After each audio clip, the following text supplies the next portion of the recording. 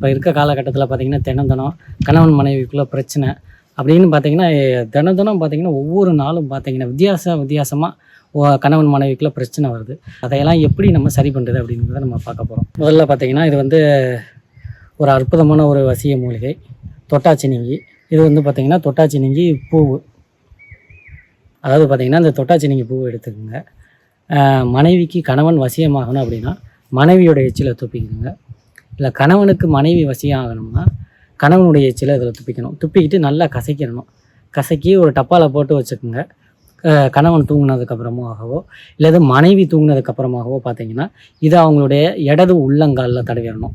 இடது உள்ளங்காலில் தடவிட்டு உங்களுடைய ஒரு முடியை எடுத்து அவங்களுடைய கட்டை விரலை சுற்றி இது பண்ணி இதை தடவி அப்படியே வச்சுட்டிங்கனாலே உங்களுக்கு வசியம் ஏற்பட்டுருவாங்க. எப்படி இந்த தொட்டாச்சினிங்கி இலையை தொட்டோன்னு அது சுருங்கிடுதோ அதே மாதிரி வேறு ஒரு பொண்ணோட தொடர்பில் இருந்தாலும் அவங்க தொட்டாலே அவங்க வந்து கூச்சப்பட்டு விலகி போயிடுவாங்க.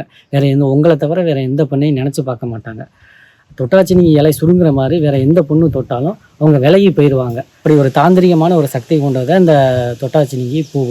இது கூட நீங்கள் பார்த்தீங்கன்னா பொன்னாவாரை பூ அதையும் சேர்த்துக்கலாம். பொன்னாவாரை பூவும் சேர்க்கும் போது பார்த்திங்கன்னா அதுவும் உங்களுக்கு கணவன் மனைவி வசியத்தை ஏற்படுத்தும். கணவன் மனைவி வசியம்னாலே பார்த்தீங்கன்னா இந்த தொட்டாச்சினிங்கி பூ